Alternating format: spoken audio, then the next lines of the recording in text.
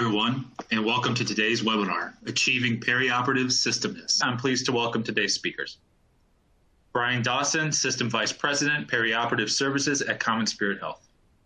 In his role at CommonSpirit Health, Brian provides strategic and operational leadership and leads the design, integration, and coordination of perioperative services across health facilities and effectively manages 120 hospital OR leaders.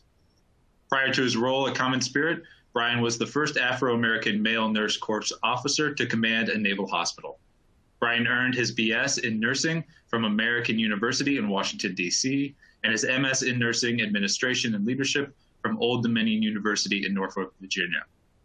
Brian served in various positions before finishing his distinguished 28-year naval career as the Chief of Staff for the 36th Navy Surgeon General.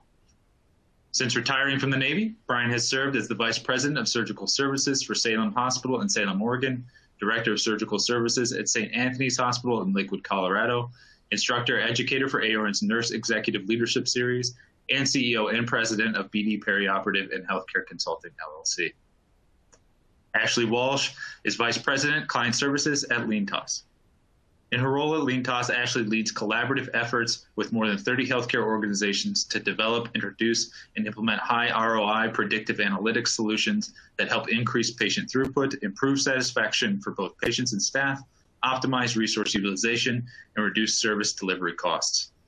Overseeing both the operating room and inpatient beds product sales and implementations, Ashley was especially instrumental in the development and advancement of the iQueue for operating rooms product. Ashley frequently shares her expertise and learnings at perioperative events. Prior to joining LeanTaaS, Ashley was a perioperative business manager at UC Health's Metro Denver campus. She obtained her BS in health science from Truman State University and her MS in health administration from Maryville State University. Brian and Ashley, thank you so much for being here today. And Ashley, I'll now turn the floor over to you. Thanks, Brian, and thank you all for joining us today. I'm so excited to be here with Brian Dawson for him to share some great experiences with you and for us to talk about things that are very relevant in today's healthcare, climate. So for our agenda today, we're going to go over what is systemness. We're going to talk about why it matters, touch on some myths and some best practices. You'll hear a lot more specific examples from my co-host Brian today, and really talk about best practices, tools, processes, people, and technology at its core. So I want you to walk away today, hopefully able to address some of the objectives we've set forth for this webinar. We really want to talk about why systemness matters, bring a consistently high quality patient and surgeon experience. Systemness is so important, and it's something near and dear to me and Brian. Brian, of course, leading one of the largest systems in the entire country. I myself had a lot of experience at a more medium-sized system, but this notion of really bringing our hospitals together and functioning as a system is extremely important today. I want you to really understand what are some myths, as well as some best practices for adopting tools, processes, policies that really truly enable systemness at its core, and the importance. Transparency, collaboration across not just your departments in your facilities, but your facilities within your system. So we're really excited that you joined us today. Thank you for taking the time out of your busy schedules. I really look forward to your questions, so please don't forget to submit them into the chat. And with that, I'll turn it over to you, Brian. Ashley, thank you very much. And Brian, thank you for that introduction. This is just an example of CommonSpirit Health. You can see how many states that we cover, 21 of them. We've got over 1,000 care sites, over 9,000 physicians. We generate about $17 billion in assets. We've got net revenues of over $12 billion. And again, we form from one side of the United States all the way down south, all the way up north, and all the way across to the Atlantic. Next slide, please. So what is systemness? And before we dive into this, I just want you to think for a couple of minutes about different experiences that we experience every day in systems that we partake in, from our favorite restaurant to our favorite chain of grocery stores. And there's four things that, as I was thinking about this, that systemness does to us mentally. It makes us feel comfortable. When you go into your favorite chain restaurant, you know that everything that's on that menu, you know how the food's going to be served, you know how the service is going to take part, and it gives you a sense of comfort. It's like walking into your favorite chain grocery store, where you know on aisle 1, things are going to be the same way no matter where you walk into that store across the U.S. And it gives you a sense of comfort. And when you have that sense of comfort, there comes a sense of satisfaction, that you know what to expect, and it's satisfying that I'm going to get my favorite hamburger the same way, it tastes the same, and there's satisfaction around that. With satisfaction comes pleasure, where we experience that sense of comfort, that sense of satisfaction, and it gives us a feeling of pleasure or comfort and satisfaction. And therefore, what do? We talk about that experience. We talk about that experience to family members, to peers, to friends. Oh, by the way, if you're going to be in Houston, you want to go to this restaurant because you can, order the ribs. They're going to be perfect because every time I go, I get them the same way. Or, hey, if you're going to be in Los Angeles, if you go to Ralph's grocery store, it's the same as King Soopers in Colorado because it's the same chain. So you get that sense of pleasure from the comfort, from the satisfaction, and we talk about that. And so this is similarly, but now we're talking about healthcare. So what does systemness do? It provides a consistent patient and provider experience along with staff satisfaction when you look at driving system change across an organization.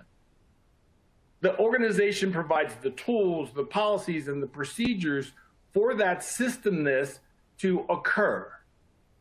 When you've got lack of systemness, it can stem from a growth where an organization acquires multiple, other facilities, a lack of common governance or policies or procedures, an independent system sense that has different tools and different definitions across the system. Next slide, Ashley. So why does systemness matter, especially in healthcare? It improves our patient experience. So a patient who has an experience at one of our facilities on the East Coast talks about it to their family who may be experiencing a similar procedure on the West Coast, and the experiences are the same. So there's a level of, as I said earlier, a level of comfort and satisfaction with that. It improves providers' experience for the same reasons. If we have a surgeon who has surgical procedures at one of our facilities in a geographic area, and he or she goes to another facility in the same geographic area, they should have the same experience. And as a result of that experience, there's a level of comfort and satisfaction. They're also going to talk to their peers about, wow, I know where you're working, but you might want to come to CommonSpirit because they're really going to provide you with the service you're looking for. And as a result, as I said earlier, there's growth that happens because as people are satisfied, as they're comfortable, they communicate to their peers, to their friends, and it increases the growth within that organization. So what are some of the myths? One myth is, well, if we all have the same, EMR, well, that achieves systemness. Well, that's not necessarily true.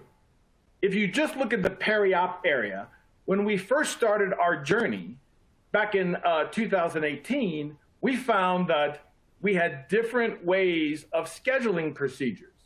Even though we had the same electronic scheduling process, It was highly different depending on the facility, depending on the local leadership. We even found that even though we had the same scheduling process in our EMRs, some people were still using stubby pencil and paper because it was a change when they moved to the EMR and they didn't make that change.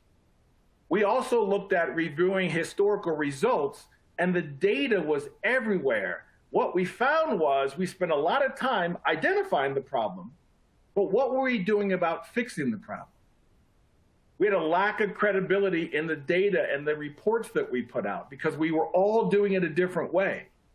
Lost a lot of credibility with our providers because we said, okay, doc, I got your data and you did 100 cases. And they would say, well, no, I did 120 cases because we weren't collecting it in the same way. We couldn't defend our block sizes. You know, the way we did it was different almost at every hospital. Our OR directors, our OR schedulers, our marketing development representatives, we were all working with firsthand experience with the provider, but we weren't all communicating with each other. And the thing that we're doing now is making that move in CommonSpirit, even though we have Epic, Meditech, Cerner, and several other different EMRs, we're all starting to come together, moving towards the same system process with common governance, common tools, common policies, and common procedures. And how we're doing those things is creating a template that every hospital can use. You may be able to adjust the template or change the template because your hospital may not have the same services, but we want the template to be something standard that we all can agree upon as we move forward. Next slide, Ashley. Another one of the most common myths is the whole cross-team, hurdles leading to, issues with systemness. We talk about the sales liaison who works with our physicians all the time. There's the perioperative team that works with admin and scheduling. And we weren't in sync, no matter that we were huddling and getting together. We weren't on the same page. We didn't have the same message. How are we providing that message to our providers?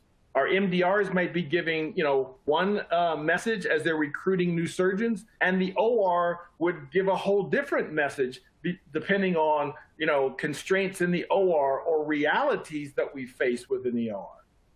The perioperative admin team was really separated from what was going on a daily basis and wasn't really part of, the onboarding and recruiting of surgeons. Some facilities were involved, but others were not. So how could we come together? One of the things that iQueue did for us was it allowed us all to get on the same page. The nice part about what we did was not only did we establish, common workflows, we also brought teams together and used the same common, adjectives. We used the same common vision. We used the same common direction. We formed meetings and teams around each OR that included our MDRs, our marketing people who face-to-face with surgeons. It included our strategy individuals in administration. It also included the OR leaders and our schedulers. So we were all on the same sheet of music when we talked about how we could really increase growth, create systemness, increase satisfaction, and therefore increase our business. Growth really depends on sales, the perioperative leadership, and scheduling all speaking the same language so that we can function as one entity. Without the right tools, and iQueue was the perfect tool, no matter how many meetings we had, we couldn't achieve the goal that we were looking for. Ashley? Hey, Brian, I know we're going to save most Q&A until the end, everyone, but some interesting questions have just come in, so I thought I'd just pause here and share some with you. A question came in asking about what the reaction and attitude at the local sites have been to these changes. So if you wouldn't mind maybe sharing with the group the experience that you've had with the local sites. Very positive. You know, it's like with any change, it was a learning process. And one of the very positive things that we did was working with our LeanTaaS partners. We had weekly meetings with our individual sites to make sure that we could answer any questions, that everyone understood the process. And we brought people along slowly with a lot of education, a lot of support. And after a while, just like with any change, the change started to become enculturated. And one of the people that we spent a lot of time with was our schedulers. A lot of our schedulers have been there for years, and this was a change for them. So what we wanted to do was to sit down with them, elbow to elbow, walk them through the change through multiple lunch and learns, abilities to pick up the phone and call a hotline. We created videos, all of these things that we put into place. And then, like I said, we met at least weekly at the beginning, and then we moved that to every other week so that we could instill this new culture.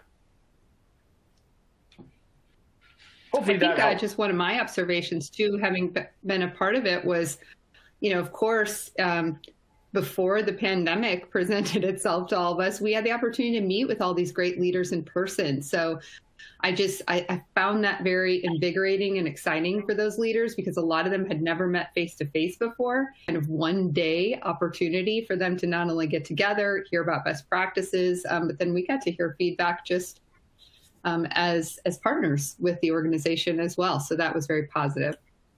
Yeah, those were thanks, great Brian. I think meetings. we can keep going. We'll hold some of our other questions for the end, but hopefully that answered a few of you that asked about the communication and the attitude from the individual sites. Yeah, thanks, Ashley. So let's talk about our third myth. And that really goes with loss of volume at one site, right? Resulting at surgeons, you know, actually deciding to go to another facility.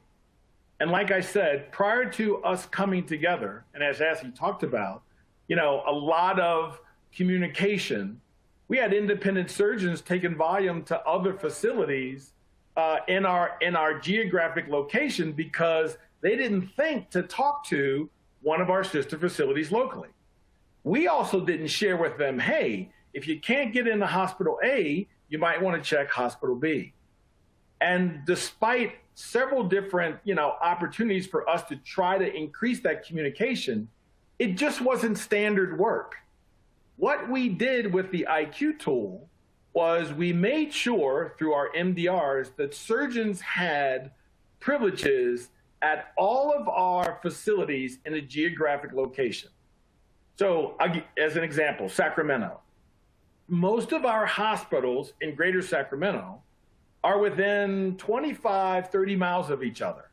And what we wanted to make sure was, in communicating with our physicians, hey, doc, which facilities are close enough to your office that you wouldn't mind working at? You'll achieve the same experience at all of them. So give us a list of the facilities that you think that if I can't get into my primary, I have a secondary or even a third facility that I wouldn't mind working at.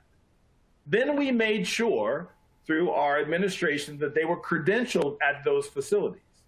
And then we took on the mindset, if our physicians can't get into their primary facility, then we're going to recommend second and third, because we don't want to lose the volume out of our system to another. And it paid dividends. That communication was paramount in us achieving our goals. The other thing that we loved about the tool that we're talking about today, about iQueue, is we could put that tool not only on every one of our physicians' smartphones, just like an app for getting an airplane ticket, or like Open Table, if you would, where if he or she can't see an opening at their primary hospital on a specific day, then they might see it at their secondary or tertiary hospital. We also made sure that their schedulers within their offices knew, if you don't see something in hospital A that you want, You can look at hospital B or C, or you can flag what you're looking for, and the tool will send you an email if that opens up at your primary, secondary, or tertiary hospital.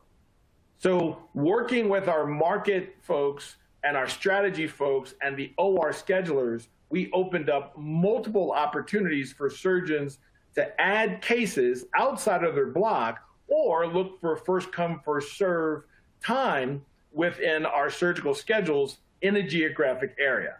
And what does that do? That drives patient satisfaction. It also drives surgeon satisfaction. So now if I'm a patient and I'm in the doctor's office and for some reason his or her block time doesn't work with my schedule, that surgeon or that scheduler could say, well, Mr. Dawson, what would work for you over the next 30 days? This is when our surgeon has his OR time. What works? I could say, how about 2 Tuesdays from now? They could immediately look in the schedule and find that time, or at least flag it in case it comes open. And that's what true systemness created when it comes to OR scheduling in the OR and making time available. Ashley, next slide. So the fourth myth. We can identify best practices without systemness. Yes, you can do that. But the problem is, if there's no common definition of what best practice is, no common policies, procedures, protocols, or measures that OR is performing to look for best practice, best outcome, availability of surgical time, right? Then there's no way to truly establish what's best practice. The nice part about what we've done in creating this systemness process is we've identified what would a best practice be, and that was working together in a group. So then we could create an apples to apples comparison when we looked at data or best practice. And once we did that, we could establish a benchmark and then look for top performers given those KPIs and zero in on what we as a perioperative group considered best practice. If you can ID best practice until you can create systemness. Because otherwise what you're doing is you're saying, okay, well, this is best practice given what AORN says or what another organization says. And that's usually when you're looking at data through the same lens. What we're asking our facilities to do is to look at data now through the same lens, no matter where they're in the Pacific Northwest, you're in Southern California, you're in Nevada, Texas, Arkansas, Tennessee, or any of our other states, Nebraska, for instance. Once we as a group have come together and identified those best practices, those measures on how we're going to measure things, then we can truly look at across the system, we can look at who's performing the best and how do we take what they're doing and apply that across the enterprise as a whole. Next slide.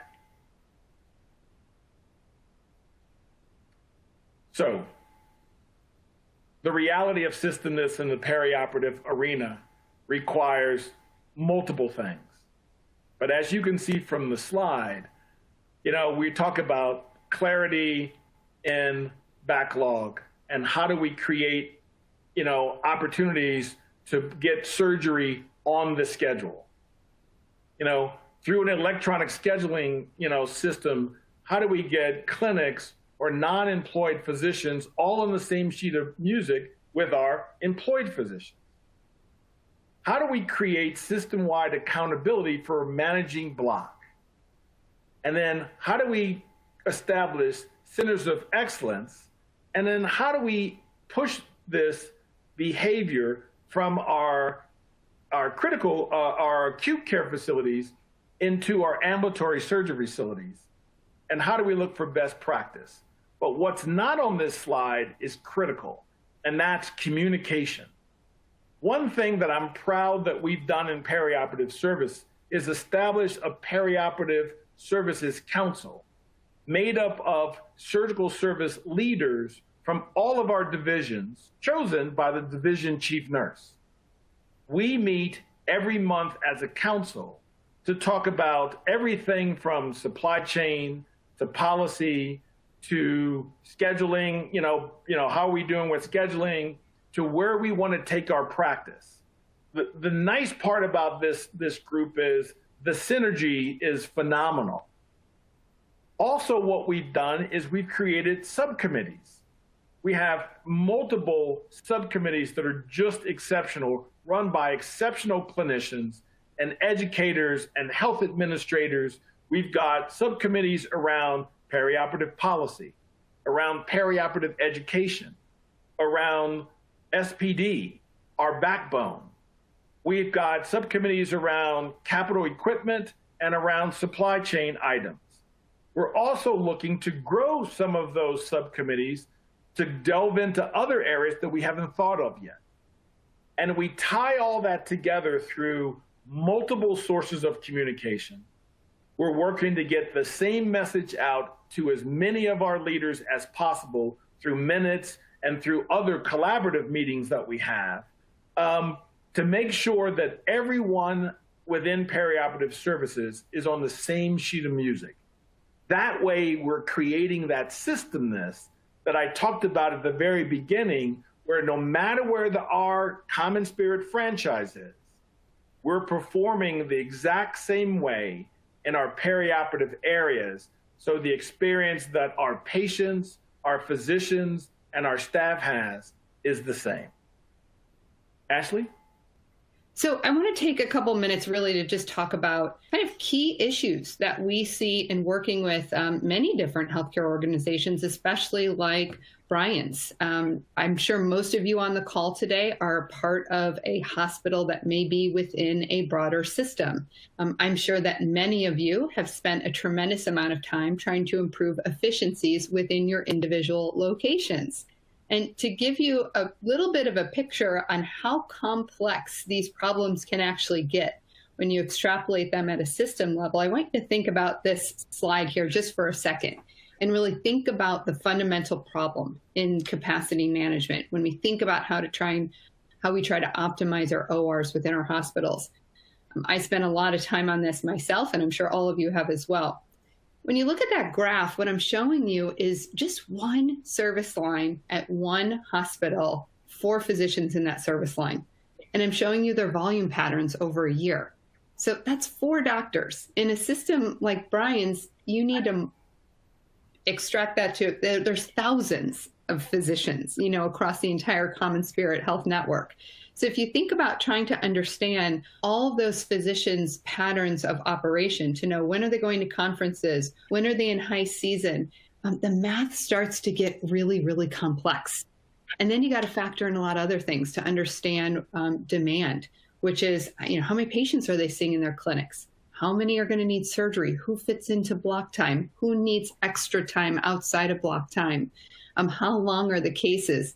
So when you think about that problem just for one service line among 4 providers at one hospital, you can think of how big a problem that quickly can become for an entire system to then understand what is our surgical volume going to be for our system and what's our expected revenue. Because at the end of the day, that's what we're focusing on in regards to perioperative efficiencies, right? Because that is your number one cost center for expense and revenue within your healthcare organization. So when you want to talk about how can we as a system better unlock capacity, because at the end of the day, if you are part of a system, don't just focus on the one hospital at a time. Taking the approach Brian did, which was, I want to look at, initially it was 39 hospitals.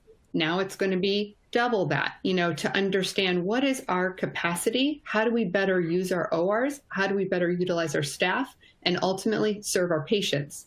So when you think about how can we look at that booking pattern, that demand pattern, the capacity across your entire organization, that's critical. And thinking about how you open it, unlock it, and then subsequently advertise it. You've got to do that in a scalable fashion that is extremely easy, user-friendly for all to use, and to Brian's point earlier, the same. So many of the providers we've been fortunate to work with within Brian's organization, they don't just go to one hospital. They go to many hospitals. So we want to make that experience very seamless for them in where can they find operating room time as soon as possible. So this is part of the solution that we've worked with Brian on in providing to CommonSpirit Health and many other organizations across the country. And what we find is a direct correlation to increasing that utilization, packing more cases. There was another question that came in from the group. I just want to touch on it. It was about the enhancements, or how could Systemness enhance or detract from performance improvement? And Brian touched on it earlier, and I just want to touch on it here as well. While you may see volume decline at one hospital, it might not be lost volume for the system. And so it's really important to look at things globally across your organization to figure out, was it actually better for us to move these orthopedic cases over here? So now do we want to double down on recruiting efforts for a different service line at this other hospital over here to increase the volume? So overall, enhancement far outweighs any deterrence that can come from performing more as a system across your different locations. Having visibility into what's out there is critical as well. So one, you want to open up the time. You want to advertise it to many. Get folks to see when they can do surgical cases and meet the needs of your individual sites. So building in individual constraints, critical. You got to have that flexibility. But now to see what's actually out there, what's in our backlog. As you can imagine, with every surge across every region within the United States, as COVID continues to surge and then decline and surge and decline, understanding what surgical cases are out there so we can better serve those patients as soon as possible is key. This became invaluable during especially kind of the biggest peaks of COVID to know, okay, these are going to be maybe hot sites. These are going to be COVID-free sites. And so with physician A having 10 cases in a backlog, can we advertise or encourage that physician to potentially bring volume to another location, which might not have been the first preference of the provider, but ultimately serving the needs of the patients and getting their procedures done as soon as possible. So for Brian, they can use this tool across the whole system, across the whole organization, see who has volume in what markets, what's out there, what's been scheduled, who's moving cases among facilities, who's not. Really focusing again on the bigger picture across the entire system to know, are we overall growing and improving across all of our locations? So creating more open time, I would say, is probably one of the number one things we worked on initially, in the deployment with Brian and his facilities, his initial facilities that he rolled out, and finding the response to simple messages of, hey, just a reminder, you actually have block time at location A or location B. Are you going to use it? It was incredible to see the responses we initially got and still get to this day that, no, I'm actually not going to use that time. I'm going to give it back to the OR. Brian, I don't know if you would like to comment maybe on the process before for many of your facilities and maybe how that changed. So Ashley hit on a couple of items that I'd like to bring up really quickly. When we were looking at our organization as a system, we wanted to get away from the mindset of each of our facilities competing against each other. Instead of competing against each other, we wanted to come together as a team and compete against our competitors by saying, if you can't get into my hospital, hey, I've got another place for you to go, and making that okay. So it's not seen as lost volume, it's seen as volume that we retain. The other thing that I love about this tool is it gives us physician scheduling patterns. So now I know that the doctors are scheduling 2 weeks out, 5 days out, 10 days out. Some doctors schedule almost a month out. I can now adjust my auto release times within the EMR, and the surgeon doesn't even feel the pain because they're scheduling long before that auto release. And when we did a deep dive, Ashley, we found that auto releases were set at 24, 48 hours.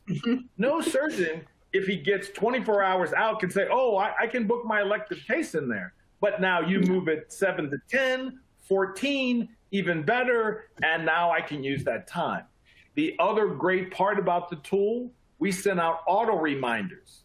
As you mentioned, if you're not going to use it, please release it. If you're looking for time, please go back and look in the schedule for time, and you can request it. And then we made a promise to the physicians within 24 hours of your request, providing you've given us a booking slip, we will honor that request.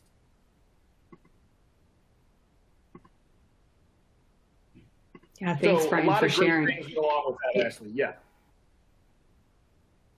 Yeah. And, you know, the takeaway here is it's not just one thing. It's not just the technology. It's not just the people. It has to be the trifecta, right? The people, the process, and the technology coming better to do this in a scalable way. Another way that systems can think about functioning as a system or enhancing that systemness a little bit more is not only opening the time, not only advertising it appropriately, identifying what's out there in your backlogs, make that scheduling process seamless as well. We find in working with a lot of different healthcare systems that there are dozens of different ways that cases get scheduled. So this is something that we're pretty passionate about here at LeanTaaS, is really figuring out the best practice way to enhance systemness across many hospitals within an organization to seamlessly schedule cases. So this is something that really has been a game changer for some locations in as far as standardizing those booking forms, automating that flow. I saw a question come through about directing volume to ASCs versus inpatient, because you're spot on, right? There's so much volume that really we are seeing from reimbursement. We need to focus on targeting our ASCs to utilize better and more fully for those types of procedures for our patients. This has been a great tool for not only Brian's organization, but others to really identify where could cases be done. Is there open time at those locations for those cases? To the point of the question, direct volume to the right facility so that we're doing certain kinds of cases at the best facility for reimbursement, for decanting our main facilities as far as capacity is concerned, and ultimately better serving our patients with better care. And in doing so, Ashley, go ahead, Brian. And in doing so, we can also open up time at our tertiary care facilities and then go out and recruit those physicians that can bring those inpatient cases to us. So the nice part is we've tied in the schedule from our ambulatory procedure centers to our main operating room, so we're all on the same sheet of music. Exactly. You know, block time is another, I would say, hot button item that is talked about in ORs and hospitals. Really, how are we allocating? Because I know just from my own experience, we correlate block time to recruitment, right? Do we have block time available? Well, therefore, let's recruit. Or we're going to recruit, so we got to find block time. And then that discussion of where do we find block time? How do we find block time?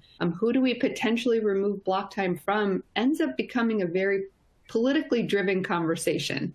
I would hope that many of you on the phone or on the call would agree that, you know, those are challenging conversations. Those are stressful discussions to have amongst hospital leadership, perioperative leadership, and with our providers. So thinking about how to better right-size our blocks needs to be top of mind for perioperative leaders and for systems, and doing that in a systematic way. So that way, no matter the hospital location, we can fairly and transparently identify appropriate block times that we could allocate to our providers. Gone are the days of really needing to penalize providers for not filling every minute of time. That's virtually impossible, you know, for an allocated block. It should be expected that there's downtime in our rooms. Of course, we don't want that downtime to be significant, but downtime in between cases does happen. Occasionally we start our cases late, hopefully not frequently, but it happens. We shouldn't be penalizing our block owners. That sends mixed messages to our providers, and it doesn't make our organizations easier or better or more appealing to do business with. So thinking of a different way that is actually more actionable bringing in more advanced analytics, leveraging tools that we have available to us today to identify truly repurposable time is another way to really help hospitals within a system function as one.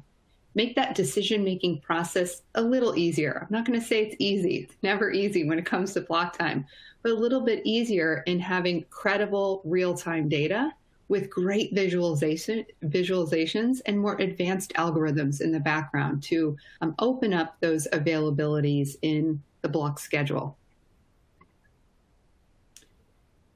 Lastly, I'll say is really identifying that visibility and transparency in your analytics. We talk about data. We've got a lot of data available for us in hospitals today. Is that data transparent? I don't know. You tell me. I know that a lot of hospitals spend a lot of time building reporting repositories, internal dashboards, different ways to slice and dice data. You have different ways to look at it based on an ASC or an inpatient facility. But bringing your hospitals together, allowing configurability at the individual site level, but having transparent definitions, seamless definitions across your organization should be a top priority, I will say, because it will only lead to more data-driven discussions from site to site. It will bring your providers into data-driven discussions and ultimately lead to decisions sooner. You need to make data trustworthy. You need to make it auditable. You need to make it transparent. And most importantly, in my opinion, you need to push it to people. I can't expect everyone to find the time in their day to sit down and pull out reports. Honestly, I don't think that's a good use of any hospital leader's time. I think it's a much better use of your time to have data sent to you that's credible, reliable, very easy to interpret, so you can have those discussions. Again, like Brian was saying, bringing your system teams together, your hospital teams together, so that they can have like discussions and have very comparable data, comparable in definition, in metrics, et cetera. That will expedite the conversation, at the end of the day. And then what happens? Well, the ability to change increases. So we like to call it really the agility and resilience. So change, move, open, close rooms, make that very easy for all the hospitals and make it the same. So making it the same and making it easy, making it actionable is going to, in a very scalable way, bring your hospitals together with less manual work. So that was something that was my life and my experience, now almost 10 years ago, when I was a part of a healthcare organization that was growing very rapidly, still is, became a system.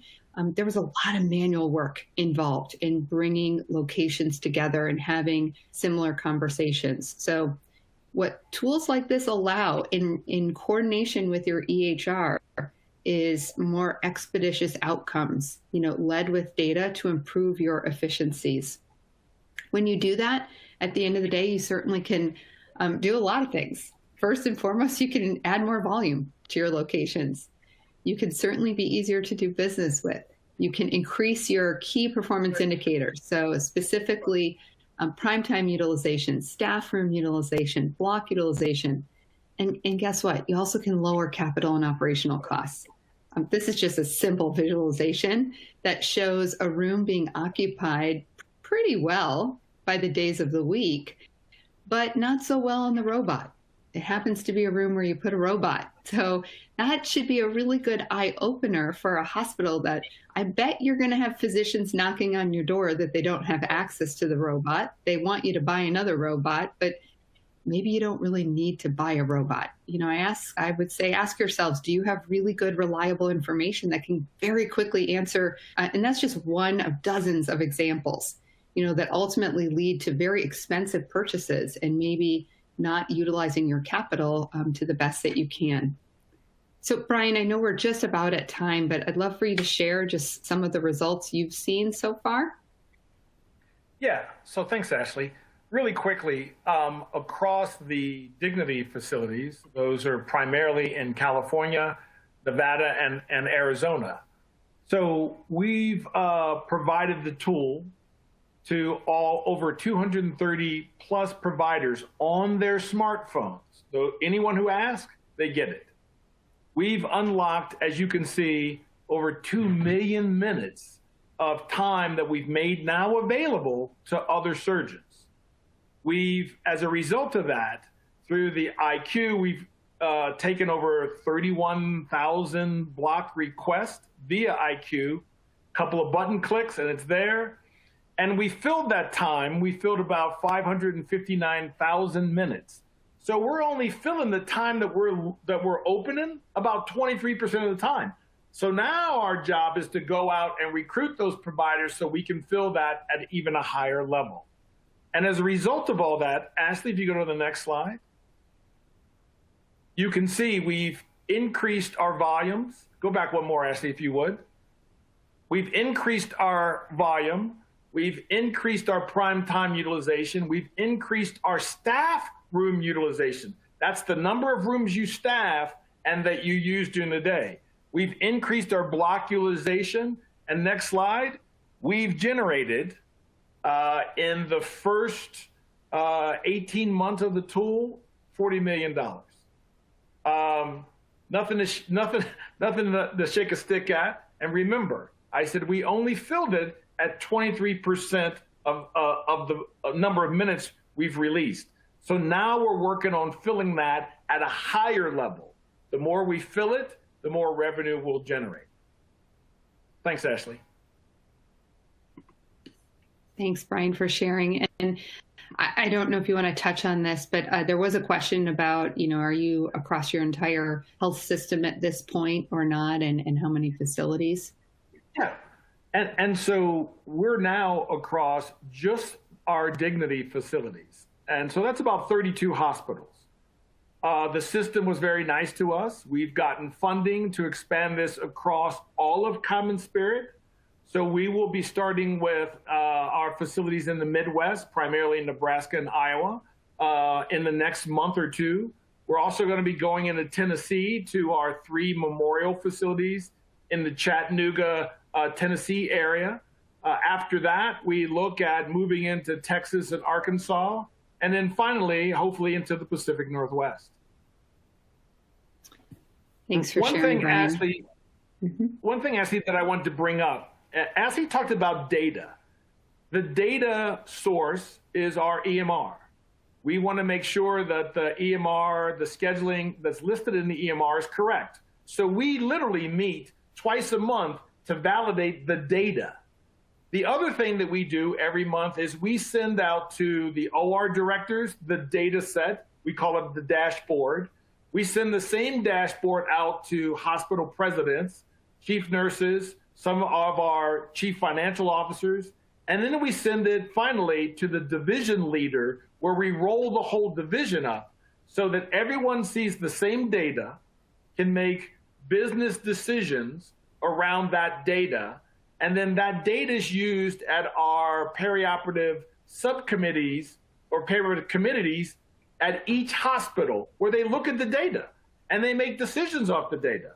And just attending those meetings, now that we have this tool, night and day, because quality business decisions are made to expand the use of the OR. That's great, Brian. Thanks so much for sharing.